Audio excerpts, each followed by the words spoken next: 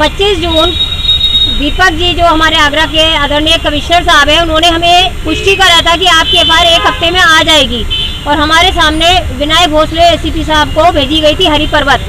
हम यहाँ पे 2 जुलाई आए तो यहाँ पे बताया गया कि निवागरे थाने भेजी गई है, डायरी नंबर बताया नहीं, डायरी नंबर वो बता देंगे। आज हम निवागरे थाने गए, निवागरे थाने बोला गया यहाँ पर आपकी आई ही नहीं है याचिका, एफआईआर का कोई आदेश यहाँ नहीं आया।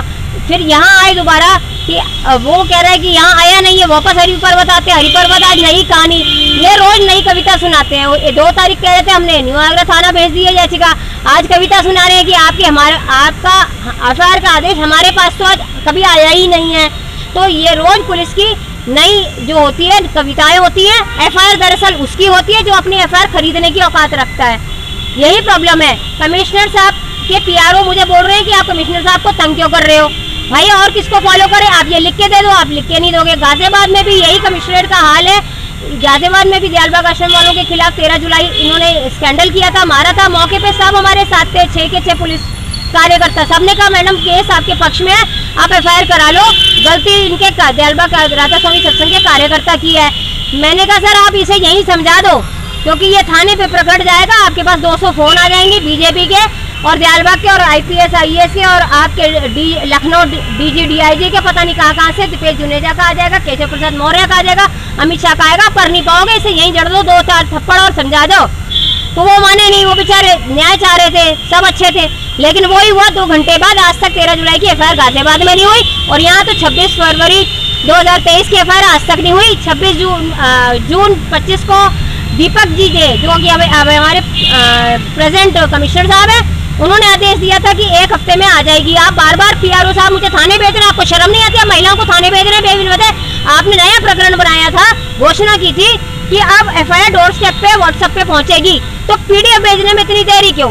मैं थाने चली गई आज आपके कहने पे कि थाने जाओ, थाने से ले लो, ठीक है। थाने वाले कह रहे हमारे पास कभी आई नहीं, आज हरी पर्वत वाले कह रहे हमारे पास कभी आई नहीं। कब तक आप लोग तमाशा मनाएंगे जनता का, मुझे ये समझ में नहीं आता। मेरे पास पैसे हैं नहीं है, मैं इनोसेंट हूँ, मैं इनको एक ढेला नहीं दूंगी अपनी एफआईआर करने के लिए। मेरे खिलाफ मेरे ही मर्डर एफआईआर में दो घंटे में इन्होंने फर्जी केस बनाया क्योंकि इनको पैसे मिल गए। ये बेचते हैं एफआईआर, चार्जशीटें बेचते हैं, कितनी सारी एफआईआर।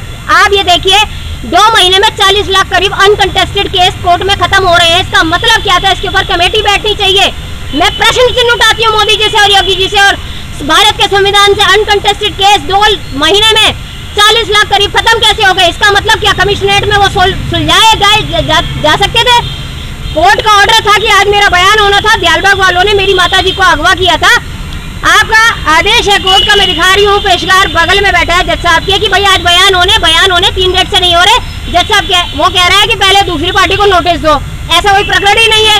जज साहब से हम कह रहे हैं, वो कह रहे जो वो सुन रहा है, वो कह रहा है पेशकार वो सुनो। तो दयालबाग बीजेपी माफिया इतना ज्यादा सशक्त हो गया है और ये पुलिस को इन्होंने तोड़ के रख दिया। यही होगा हिंदुस्तान का, जब संदीप भट्ट आज तक जेल में है, यही होगा जहां पर 10,000 पन्नों की चार्जशीट पे अमित शाह बरी साबित कर दिया जाता है। आप क्या चाहते हैं?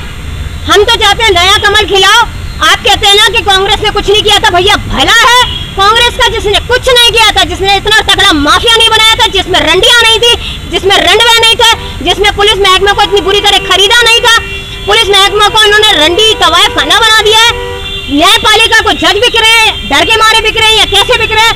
जज नहीं रहे, जज मुंह बंद कर रहे हो आप, वकील के मुंह बंद कर रहे हो। न्यायपालिका कब की खत्म हो चुकी है? जब अमित शाह के केस पे जज साहब मारे गए थे, 10,000 की चार्जशीट पे उनकी हत्या करी गई थी, न्यायपालिका दरअसल तभी खत्म हो चुकी थी। भैया हम वापस अपनी कांग्रेस को, हम अपनी इंदिरा गांधी कमल खिलाएंगे, अपनी इंदिरा वापस लाएंगे। कांग्रेस ने कुछ नहीं किया था, वो ज्यादा अच्छी थी।